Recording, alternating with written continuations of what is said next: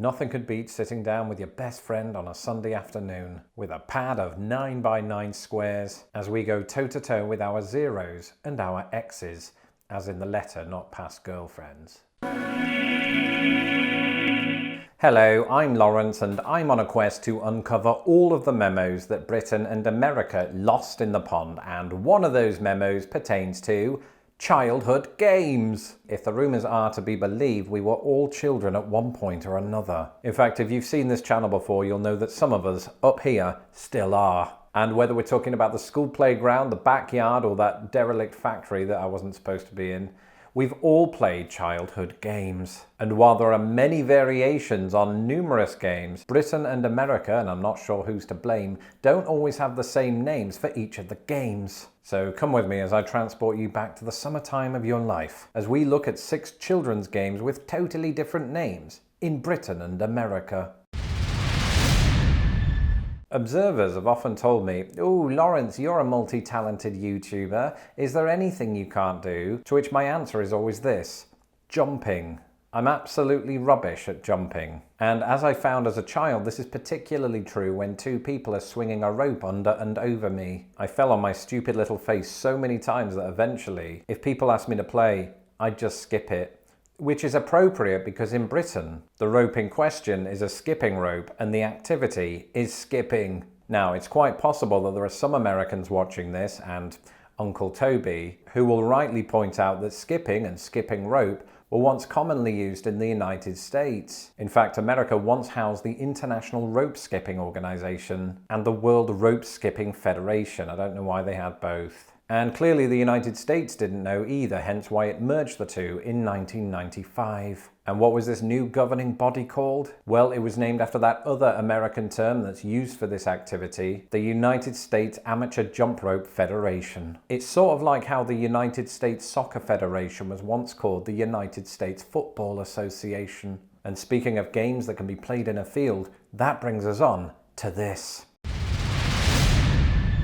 For me, the best games as a kid are those ones where you have to avoid getting caught unless it involves a skipping rope. And chief among these for me as an 8-year-old patriotic Brit was British Bulldog, not to be confused with a wrestler of the same name. Basically, this is where 1 or 2 kids are chosen as bulldogs and they stand in the centre of the play area. And then you have a group on one end of the play area that have to get to the other end of the play area without being either tagged or bitten by the bulldogs. It's usually just tagged. And the real genius of this game is the kids who are tagged also become bulldogs, right? There's no interbreeding. I mean, this is all metaphorical. And those that aren't caught win the game. Now, I was today years old when I discovered that, for obvious reasons, the United States doesn't refer to this game as British Bulldog. The nearest variant in the United States is Sharks and Minnows. And while the game and its rules did originate in the United Kingdom, the name Sharks and Minnows derives from an old German war game called Minsk und Reich. That's about the best German I could muster. At the same time, though, to my British ears, it's almost like the United States speaks a foreign language.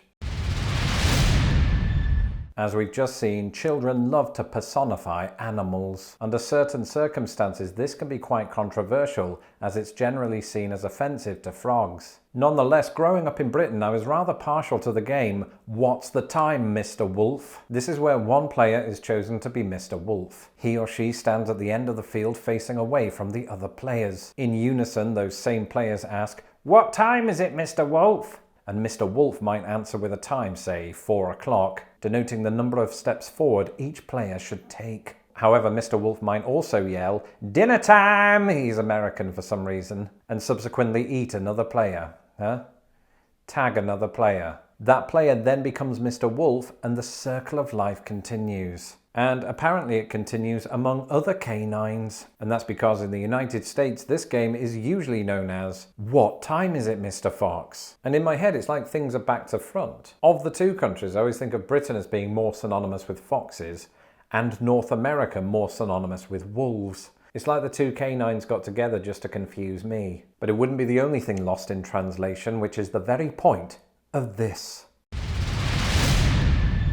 When I were a lad, One popular game at birthday parties or at school was one where a load of kids sit around in a circle. Getting the ball rolling, one kid would whisper a message into the next kid's ear. That person would do the same to the next person, and so on. Once the message reaches the last person, they would have to say aloud exactly what they thought they'd heard. In theory, the objective of this game is to have the final message match the original, but it's way more fun if it doesn't. In Britain, this is known as Chinese whispers. Why is it called that, you might ask? Well, there are some conflicting beliefs as to its origin. Some believe that it dates back to the 1700s and 1800s when the British had a fascination with Chinese culture. So okay, cool, basically done as a dedication to Chinese culture. But not so fast, because there is another theory that suggests there were some English people at the time who named it that because they thought Chinese people deliberately spoke in a way that was unintelligible and therefore comedic. It could be racist, is what I'm saying. But after moving to the United States, I learned that the game went by a variety of different names. Some might call it Telephone Down the Lane, others the Telephone Game, but most call it Telephone. Furthermore, around the world it goes by multiple names, including Russian Scandal, Broken Telephone, Grapevine, Operator, Gossip, Secret Message, and Pass the Message. It's almost like the name itself evolved during a huge game of telephone. Perhaps the same is also true of this.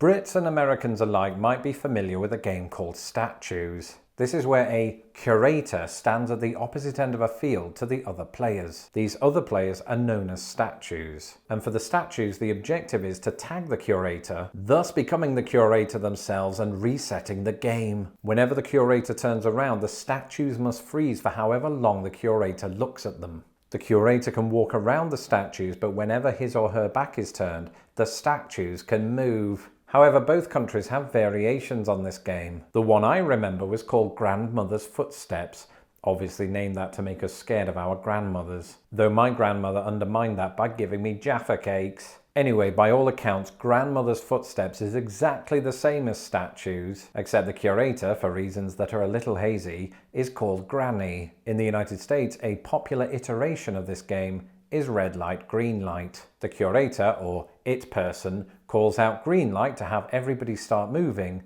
and red light to make them stop. Anyone still moving after the it person has turned round is out of there, or they have to go back to the start. The player who reaches the it person first wins, becoming the it person themselves. Of course, not all children's games are physical in nature. Some just involve a piece of paper, a pencil, and some shapes. When I was 8, and probably again when I'm 88, nothing could beat sitting down with your best friend on a Sunday afternoon with a pad of 9x9 squares as we go toe-to-toe with our zeros and our X's, as in the letter, not past girlfriends. And for 27 years of my life, I knew this game as noughts and crosses. And before moving to the United States, I had zero knowledge that you refer to it as Tic Tac Toe. But it turns out that both of these names are relatively recent. In fact, the game is thought to have been played, though it's not known under what name, in ancient Egypt. And apparently it was later played by the Romans, who called it one pebble at a time, just in Roman. The British name noughts and crosses didn't emerge until the 19th century. And around that time there's recorded evidence to suggest that the American name Tic Tac Toe was being used not for this game, but others, only becoming the US replacement for noughts and crosses last century. When I say that out loud, that sounds like a long time ago, and then I remember that's when I was playing these games.